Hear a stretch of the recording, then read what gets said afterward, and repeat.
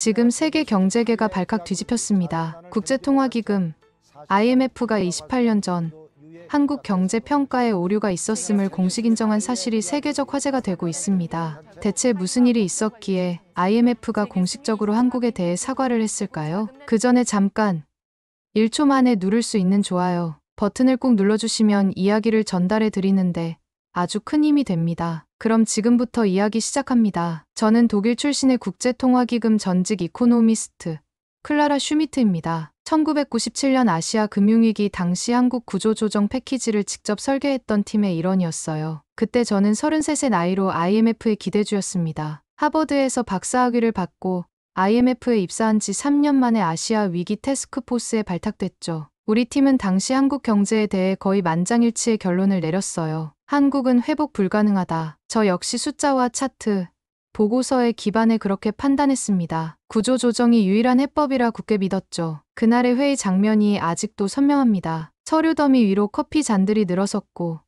우리는 밤을 새웠어요. 한국의 기업 시스템은 비효율적이다. 재벌 시스템은 해체되어야 한다. 제가 빨간 펜으로 밑줄 그은 문장이었습니다. 수년이 흐른 지금 세계은행 자문위원으로 일하던 저는 충격적인 반전이라는 제목의 보고서에 눈길이 멈췄어요. IMF 한국평가 오류 시인이라는 부제목이 달려 있었죠. 제 심장이 빠르게 뛰기 시작했습니다. 보고서를 읽으며 현기증이 났어요. 한국은 반도체, 전기차, 스마트시티 분야에서 세계를 선도하는 국가로 부상했고 IMF는 공식적으로 당시 한국에 대한 판단이 과도했다고 회고했습니다. 이런 이야기가 사실일까요?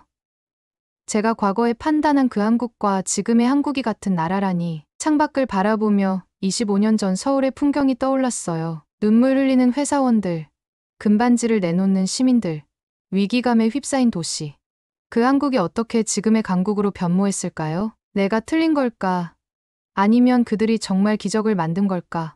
가슴이 조여왔습니다. 소위 전문가로서 제가 내린 판단이 완전히 빗나갔다는 사실이 가슴을 무겁게 했어요. 그날 밤, 오랜 고민 끝에 결심했습니다. 직접 확인해보자. 과거의 판단이 왜 틀렸는지, 한국은 어떻게 이런 반전을 이뤄냈는지, 제 인생 최대의 오판을 제 눈으로 확인해야 했어요. 다음 날 아침, 저는 서울행 비행기표를 예약했습니다. 한국으로 가는 비행기 안에서 1997년 IMF 구제금융 당시의 문서들을 다시 읽었어요. 제가 쓴 보고서도 있었죠. 그 글자 하나하나가 이제는 전혀 다른 의미로 다가왔습니다. 비행기 창밖으로 구름이 지나갔어요. 25년 전, 제 책상 위에 놓인 한국 경제 보고서처럼 희미하고 불투명했죠. 하지만 이제 직접 그 실체를 확인할 시간이었습니다. 서울로 향하는 비행기 안에서 가슴이 두근거렸어요. 마치 오래전 잃어버린 퍼즐의 마지막 조각을 찾아 떠나는 여정 같았습니다. 착륙을 알리는 안내방송이 울렸어요. 창밖으로 서울의 밤 풍경이 펼쳐졌습니다. 반짝이는 불빛의 도시.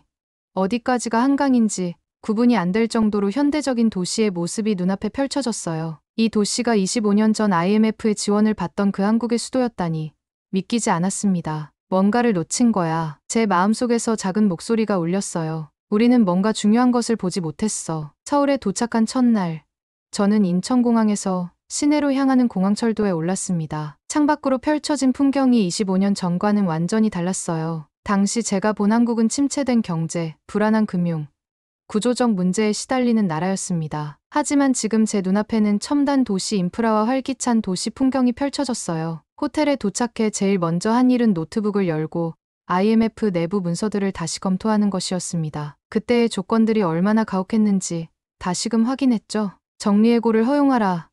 기업 구조 조정을 단행하라. 고금리 정책을 유지하라. 공기업을 민영화하라. 한 나라의 주권을 뒤흔드는 조건들이었어요. IMF 회의록에서 한국은 결국 일본 자본에 흡수될 것이다 라는 발언이 기억났습니다. 당시 일본은 아시아 금융위기 속에서도 경고했고 한국의 위기를 자국 기업들의 투자 기회로 여겼어요. 놀랍게도 IMF 내부에서는 이를 자연스러운 흐름으로 받아들이는 분위기였죠. 다음 날 아침, 저는 한국은행 앞 광장에 섰습니다. 25년 전 이곳에서 IMF 협상단이 내린 차를 향해 계란이 날아왔다는 기사가 떠올랐어요. 당시 IMF는 구원자로 자처했지만 한국 국민들의 시선은 달랐던 거죠. 한국은행 자료실에서 금융위기 관련 문서들을 살펴보는데 한 장의 그래프가 눈에 들어왔습니다. 위기 직후 한국의 실업률이 폭등했고 자살률도 급증했어요. 차가운 숫자 너머로 무수한 인간의 고통이 느껴졌습니다. 그리고 그 조건들을 설계한 사람 중 하나가 바로 저였죠. 우리는 이 나라를 살리는 것이 아니라 길들이려 했던 건 아니었을까? 불편한 질문이 제 머릿속을 맴돌았어요. IMF의 처방은 정말 한국을 위한 것이었을까요?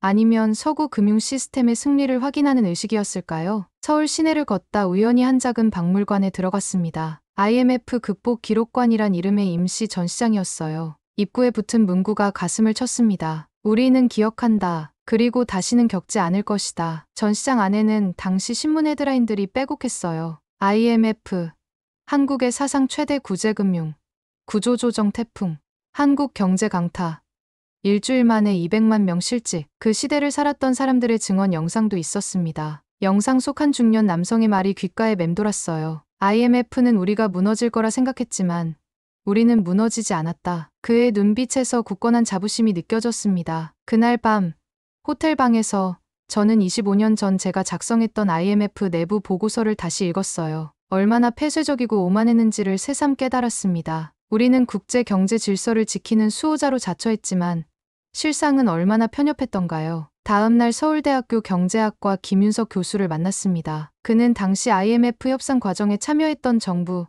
자문단의 일원이었어요. IMF가 제시한 조건들은 기본적으로 서구 경제 모델을 기준으로 한 것이었죠. 한국의 상황과 맞지 않는 부분이 많았습니다. 김 교수는 이어서 말했어요. 우리는 IMF의 조건을 수용하면서도 우리만의 방식으로 위기를 극복하려 했습니다. 이게 바로 한국이 다른 나라와 달랐던 점이에요. 점심을 함께하며 김 교수는 흥미로운 이야기를 들려주었습니다. IMF 협상 당시 한국 대표단은 내부적으로 이건 위기가 아니라 기회라는 생각을 공유했어요. 구조조정이 필요하다는 점은 인정했지만 방법은 달라야 한다고 봤죠. 그의 말에 제 가슴이 쿵 내려앉았습니다. 우리는 한국을 환자로만 봤지만 한국은 스스로를 회복 중인 주체로 보고 있었던 거예요. 이 미묘한 인식 차이가 이후 극적인 반전의 씨앗이었을까요? 서울 강남의 한 카페에서 당시 재경부 공무원으로 일했던 이민호 씨를 만났습니다. 그는 지금은 대기업 임원으로 일하고 있었어요. IMF는 한국 경제의 구조적 문제를 지적했고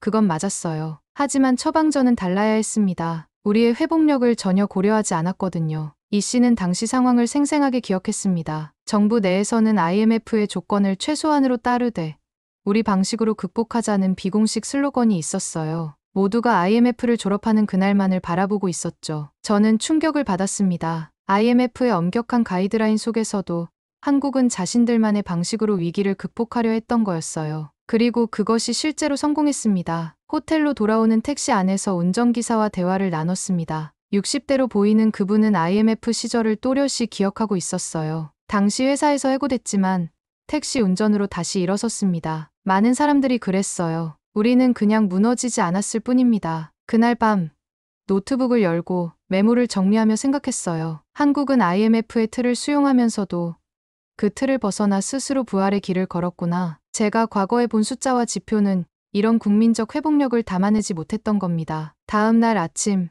저는 국립중앙박물관 특별 전시실을 찾았습니다. 국민과 함께한 경제위기 극복사라는 제목의 전시회였어요. 입구에 들어서자마자 대형 사진이 눈에 들어왔습니다. 길게 줄을 선 시민들이 금반지, 금목걸이를 내놓는 장면이었죠. 금모으기 운동. 전시 안내 책자를 읽으며 중얼거렸어요. 이 운동이 외신 일면을 장식했다는 사실을 처음 알게 되었습니다. 한국 국민.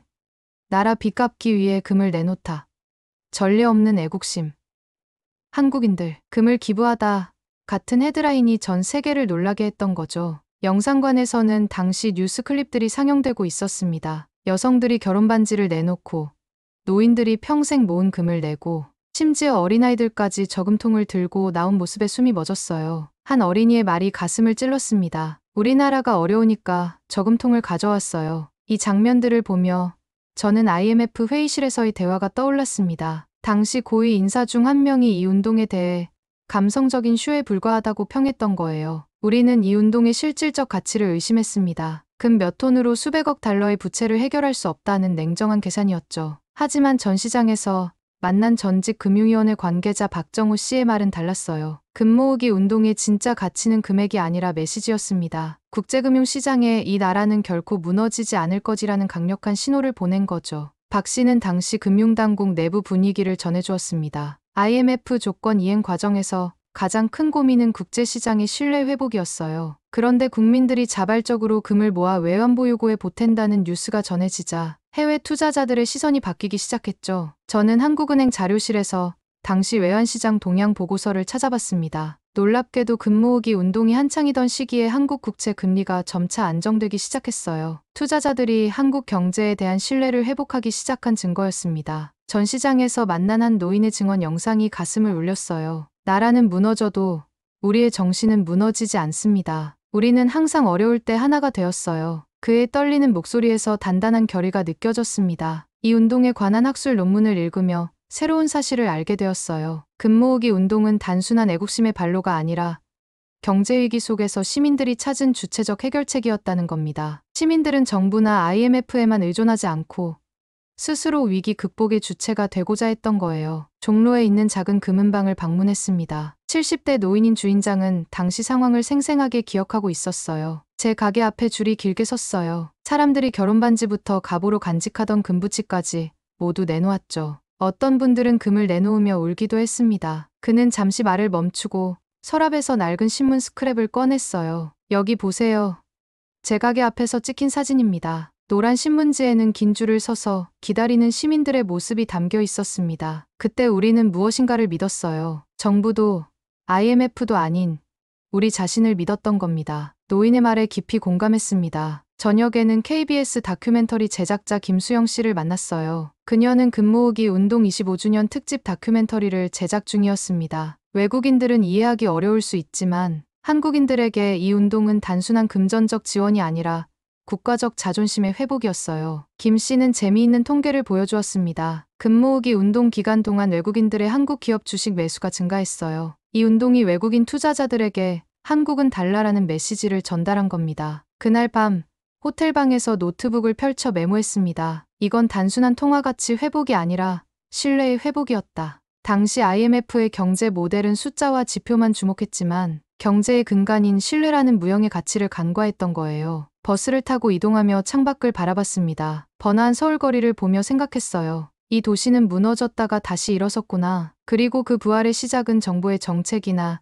IMF의 구제금융이 아니라 평범한 시민들의 작은 금반지에서 시작됐다는 사실이 놀라웠습니다. 이튿날 아침, 저는 삼성전자 화성 반도체 캠퍼스를 방문했습니다. 거대한 공장 단지 앞에 선이 25년 전 제가 작성했던 보고서의 한 문장이 떠올랐어요. 한국의 대기업들은 과도한 확장으로 인해 심각한 재무적 어려움에 처해 있으며 상당수가 구조조정 없이는 생존이 불가능하다. 당시 삼성전자는 부도 위기에 몰린 기업 중 하나였습니다. IMF는 삼성그룹의 사업 축소와 구조조정을 강력히 권고했었죠. 그런데 지금 제 눈앞에는 세계 최대의 메모리 반도체 공장이 우뚝 서 있었어요. 공장 투어를 시작하기 전 가이드인 김 부장이 말했습니다. 우리 회사는 IMF 위기 당시에도 R&D 투자를 줄이지 않았어요. 오히려 위기를 기회로 삼아 반도체 분야에 더 집중했죠. 최첨단 생산 라인을 둘러보며 입이 벌어졌습니다. 수만 평 규모의 크릴룸에서는 세계에서 가장 앞선 기술의 반도체가 생산되고 있었어요. 투어 후 만난 삼성전자의 전직 임원 박상철 씨는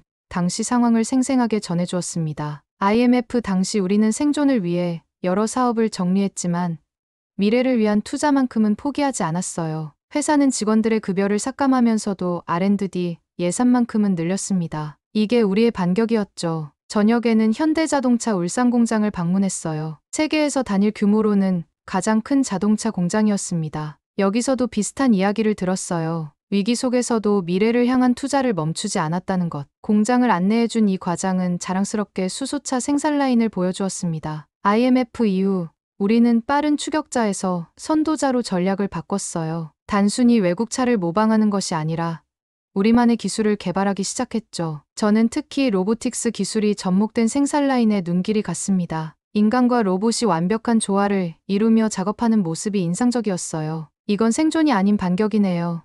제 말에 이 과장은 자부심 가득한 미소를 지었습니다. 저녁 식사를 함께한 산업연구원의 정민호 박사는 한국 기업들의 독특한 위기 대응 방식을 설명해 주었어요. IMF 위기 당시 정부는 산업 구조 전환을 밀어붙였고 기업들은 놀라운 속도로 변화했습니다. 가장 중요한 건 이들이 단순히 살아남기 위한 구조조정이 아니라 도약을 위한 변화를 선택했다는 점이에요. 정 박사의 말이 깊은 울림을 주었습니다. IMF의 처방은 일시적 안정에 초점을 맞췄지만 한국 기업들은 장기적 경쟁력을 고민했어요. 그 차이가 지금의 결과를 만들었습니다. 다음 날은 포스코 본사를 찾았습니다. 세계 최고의 철강 기업 중 하나로 꼽히는 포스코도 IMF 위기 당시에는 민영화 대상이었어요. 그런데 놀랍게도 포스코는 위기 속에서도 세계 최고의 기술력을 확보했습니다. 포스코 자료실에서 과거 보고서들을 살펴보는데 놀라운 통계를 발견했습니다. IMF 위기 속에서도 포스코는 R&D 투자를 오히려 늘렸어요. 당시 경영진의 결단이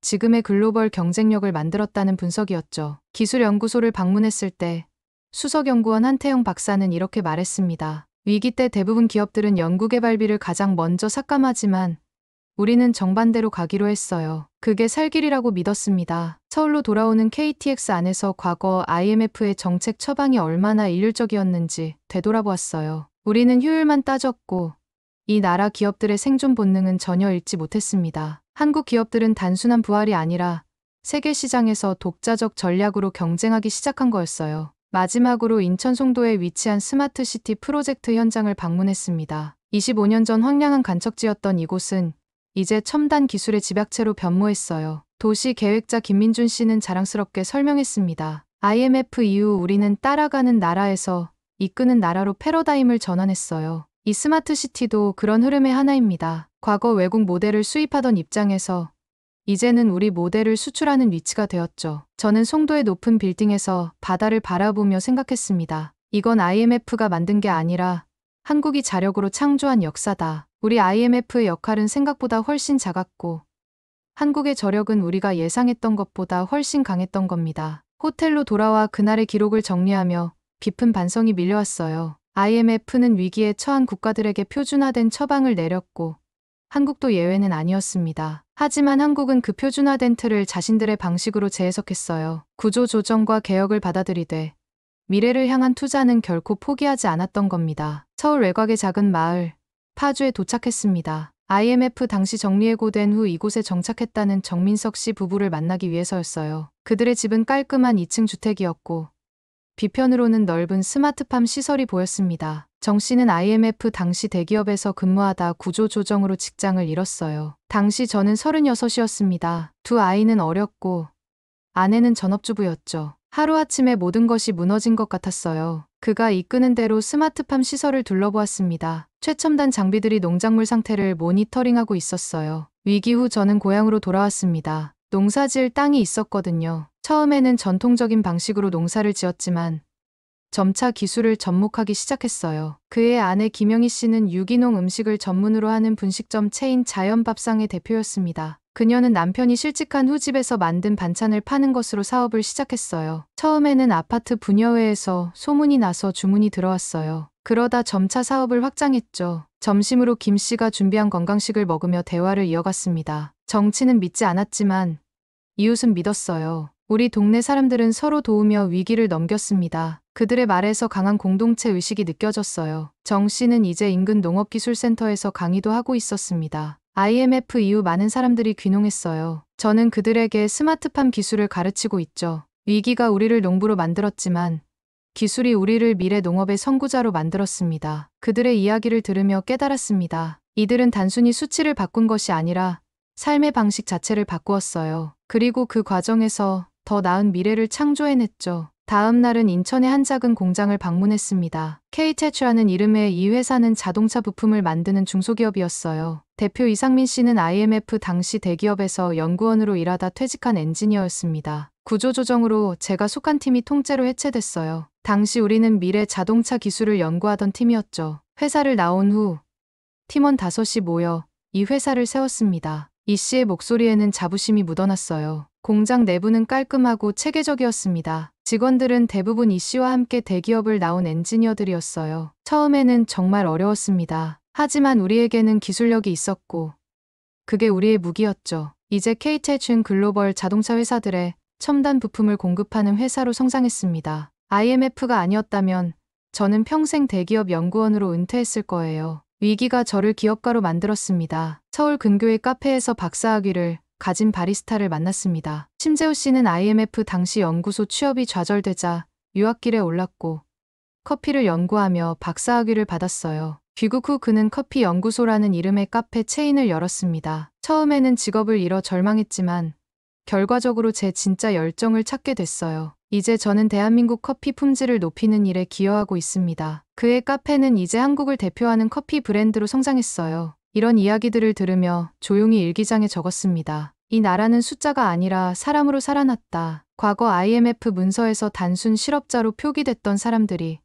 지금은 각자의 분야에서 새로운 길을 개척하고 있었어요. 수원에 있는 한 대학의 평생교육원을 방문했습니다. 이곳에서는 IMF 이후 재취업 교육 프로그램이 큰 성공을 거둔 사례를 연구하고 있었어요. 프로그램 담당자 문지연 씨는 흥미로운 통계를 보여주었습니다. IMF 이후 재교육을 받은 사람들 중 40%가 이전과 다른 분야에서 성공했습니다. 이들이 위기를 기회로 바꾼 거죠. 문 씨의 데이터를 보며 과거 제가 작성했던 실업 통계가 얼마나 단편적이었는지를 깨달았어요. 그날 저녁 호텔 로비에서 우연히 만난 택시 기사 김용우 씨의 이야기도 인상적이었습니다. 그는 IMF 당시 해고된 후 택시 운전을 시작했고 이후 택시 회사를 차렸어요. 지금은 50대의 택시를 운영하는 사업가가 되었습니다. 위기는 누구에게나 옵니다. 중요한 건 위기 후에 어떻게 일어서느냐죠. 그의 담담한 말투에서 깊은 지혜가 느껴졌어요. 이런 사례들을 접하며 IMF의 접근 방식이 얼마나 인간 중심에서 멀어져 있었는지를 반성했습니다. 우리는 실업률,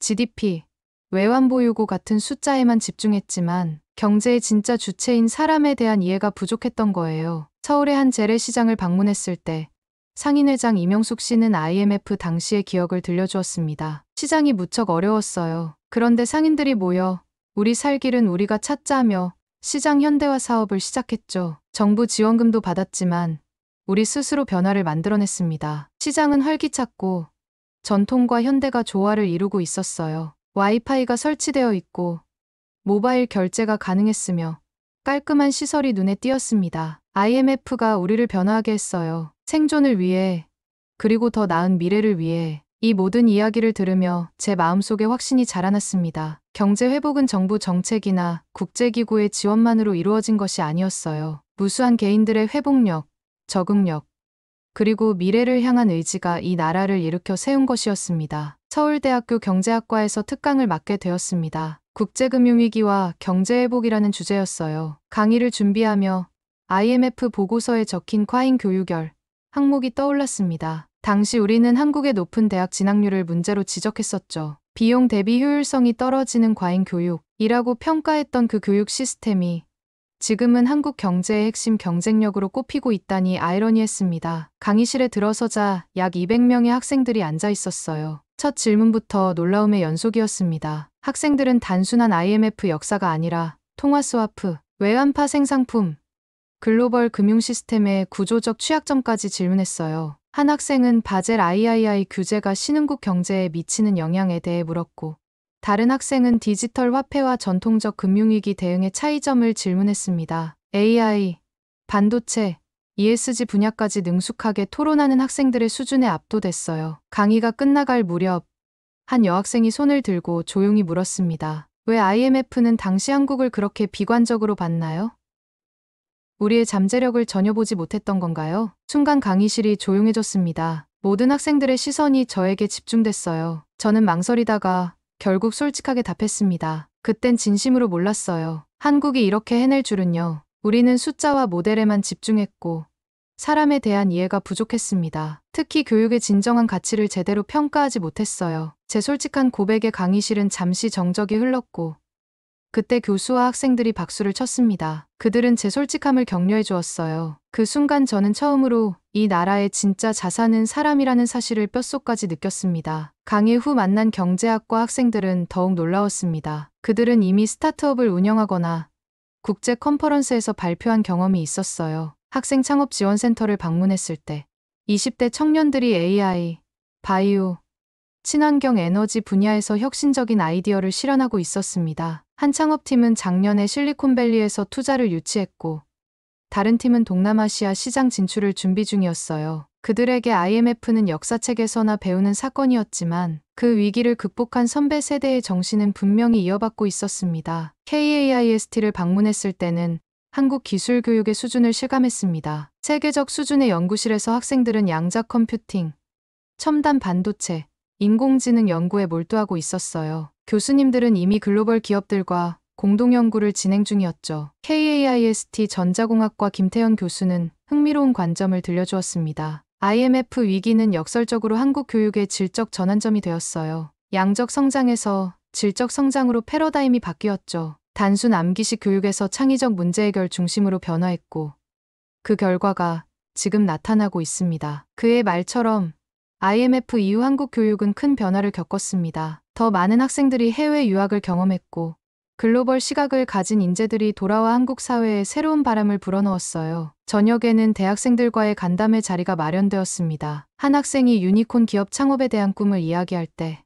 25년 전 IMF 내부 회의에서 나눴던 대화가 떠올랐어요. 한국은 창의성이 부족해 글로벌 시장에서 독자적 성공이 어렵다는 평가였죠. 하지만 지금 이 학생들은 창의성, 혁신성, 글로벌 감각을 두루 갖추고 있었습니다. 이들은 단순히 외국 모델을 따라하는 것이 아니라 한국만의 새로운 모델을 만들어가고 있었어요. 다음 날 찾은 직업교육학교도 큰 인상을 남겼습니다. 이곳에서는 디지털 제조, 3D 프린팅, 드론 기술 등 첨단 기술 교육이 이루어지고 있었어요. 학교 책임자 정수영 씨는 말했습니다. 우리는 IMF 이후 직업교육의 중요성을 깨달았어요. 단순 기능공이 아니라 첨단 기술을 다룰 수 있는 하이테크 장인을 양성하고 있습니다. 이들이 한국 제조업의 미래입니다. 저는 수치로 평가할 수 없는 한국의 저력을 IMF가 간과했음을, 그리고 자신도 그 틀 안에 있었다는 걸 인정할 수밖에 없었습니다. 한국의 교육은 단순한 지식 전달이 아니라 국가 생존과 직결된 중요한 자원이었던 거죠. 서울 강남의 코딩 학원에서 만난 초등학생들은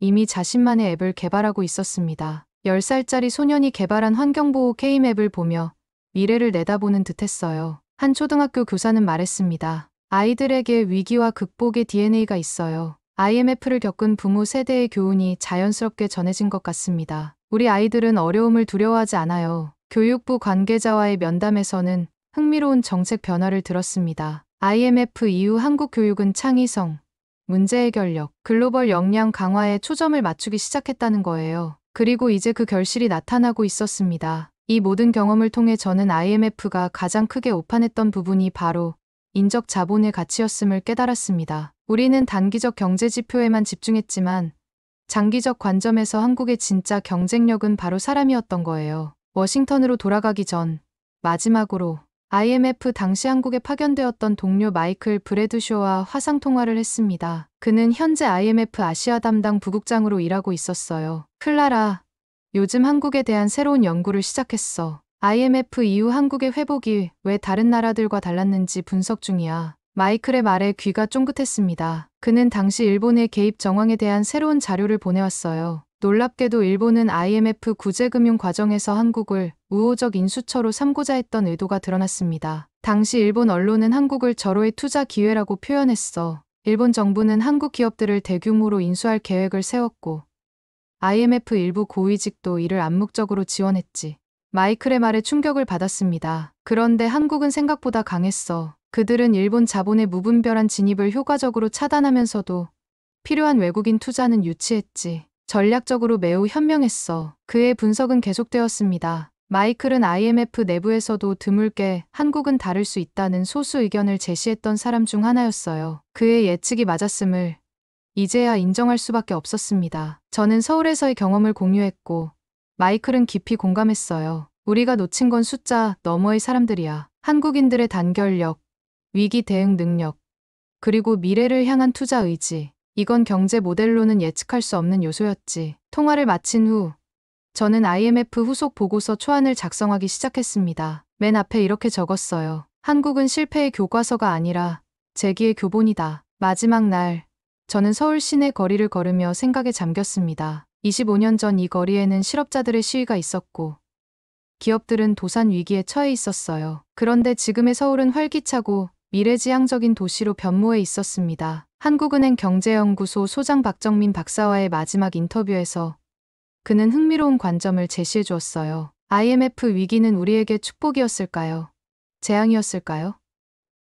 저는 필요한 고통이었다고 생각합니다. 구조적 개혁이 필요했고 위기가 그 기회를 제공했죠. 다만 IMF의 처방은 때로 교조적이었어요. 우리는 그 틀을 받아들이되 우리 방식으로 재해석했습니다. 박 박사는 계속해서 말했습니다. 한국의 회복이 특별했던 이유는 세 가지예요. 첫째, 시민들의 자발적 참여. 둘째, 기업들의 혁신적 변신. 셋째, 인적 자본에 대한 지속적 투자. 이 세 가지가 합쳐져 오늘의 한국을 만들었습니다. 제가 놓쳤던 중요한 부분을 박 박사가 정확히 짚어주었어요. 경제는 단순한 숫자의 게임이 아니라 사람들의 의지와 행동이 만들어내는 생명체 같은 존재였습니다. 인천공항으로 향하는 길에 택시 기사님은 25년 전 IMF 시절 이야기를 들려주었어요. 그때 많이 힘들었습니다. 하지만 우리는 다시 일어섰고 더 강해졌어요. 외국인들은 한국을 한강의 기적이라고 부르지만 우리에게는 그저 필요한 과정이었던 겁니다. 그의 담담한 말에 깊은 울림을 느꼈습니다. 한국인들에게 IMF 위기는 끝이 아니라 새로운 시작이었던 거예요. 그들은 위기를 통해 자신들의 약점을 발견하고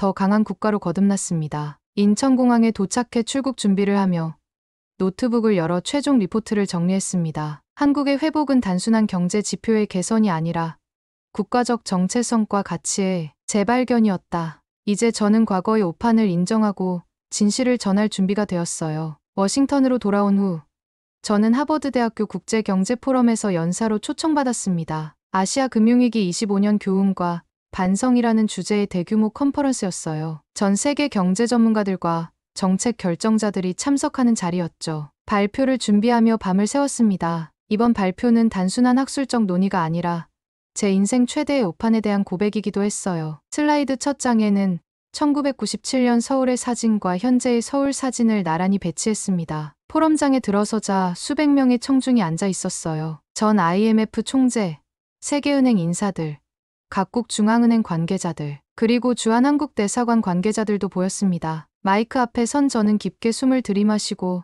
말을 시작했어요. 저는 오늘 IMF 시절 한국 구조조정을 설계했던 분석가로서 솔직한 고백을 하려 합니다. 청중들의 시선이 일제히 저에게 집중됐습니다. 당시 우리는 한국이 회복할 수 없다고 확신했습니다. 수치와 모델, 경제이론은 모두 그렇게 말했으니까요. 하지만 그 판단은 틀렸습니다. 슬라이드에는 한국의 경제 지표가 나타났어요. 외환위기 당시와 현재의 놀라운 변화를 보여주는 그래프들이었습니다. 한국은 우리가 예상한 모든 시나리오를 뒤엎었습니다. 그들은 위기에서 벗어났을 뿐 아니라 글로벌 경제의 선도자로 떠올랐습니다. 제 목소리가 점점 확신에 차올랐어요. 한국은 시민의식, 기술, 교육, 공동체, 어느 하나 무너지지 않았습니다. IMF의 처방을 선택적으로 수용하면서도 자신들만의 방식으로 재해석했습니다. 청중 중에는 고개를 끄덕이는 사람도 있었고 메모를 열심히 하는 사람도 있었습니다. 우리는 그들을 이해하려 하지도 않았고 신뢰하지도 않았습니다. 숫자와 이론에만 집착했죠.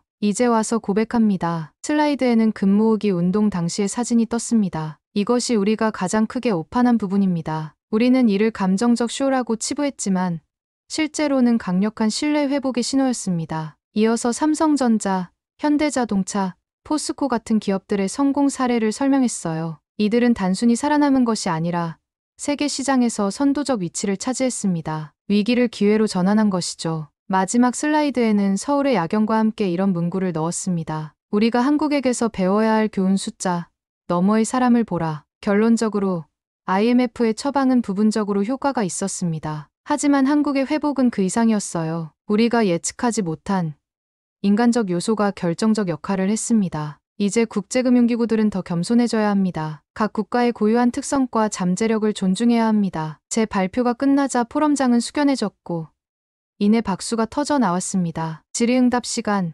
연단 아래에 앉아있던 한 중년 남성이 손을 들었어요. 그는 자신을 재미한인 교수 김정훈이라고 소개했습니다. 제 부모님도 금 모으기 운동에 참여했습니다. 어머니의 결혼 반지를 내놓으셨죠. 오늘 클라라 씨의 이 말, 그분들이 들었으면 좋았을 거예요. 감사합니다. 그의 말에 제 눈에 눈물이 고였습니다. 저는 고개를 숙여 감사의 뜻을 전했어요. 그것은 단순한 학술 발표가 아니라 진실의 순간이었습니다. 컨퍼런스가 끝난 후 여러 언론사에서 인터뷰 요청이 왔습니다. 한국 특파원들도 많았어요. 그들에게 저는 같은 말을 반복했습니다. IMF는 한국을 잘못 판단했습니다. 그리고 저는 그 오판의 일부였습니다. 특히 한국 KBS와의 인터뷰에서는 더 깊은 이야기를 나눴어요. 한국의 회복은 경제학 교과서를 다시 쓰게 만드는 사례입니다. 지표만으로는 설명할 수 없는 요소들, 국민성, 교육, 공동체 의식, 이런 것들이 결정적이었습니다. 비행기를 타고 다시 워싱턴으로 돌아가는 길,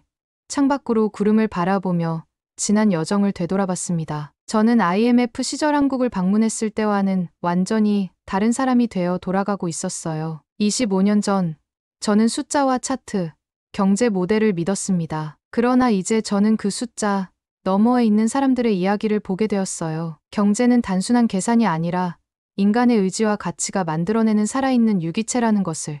워싱턴에 도착해 IMF 본부로 향하며 제 리포트의 마지막 문장을 노트에 적었습니다. 이제 우리가 한국에게 배워야 한다. 겸손하게, 진심으로. 제 보고서는 IMF 내부에 큰 반향을 일으켰고 신흥국 경제위기 대응 방식에 대한 전면적인 재검토가 시작되었습니다. 물론 관료주의 속에서 실질적 변화까지는 더 많은 시간이 필요할 것입니다. 하지만 적어도 저 자신은 변했습니다. 경제학자로서, 그리고 한 사람으로서. 이제 저는 숫자 너머의 이야기를 보게 되었고 모든 국가와 문화에는 고유한 회복력이 있음을 인정하게 되었어요. 서울의 야경을 담은 사진을 제 사무실 벽에 걸어두었습니다. 그것은 제게 항상 겸손함을 상기시키는 기념물이 되었어요. 경제 회복의 진정한 주인공은 수치와 차트가 아니라 그 나라의 사람들임을. 오늘의 이야기는 어떠셨나요?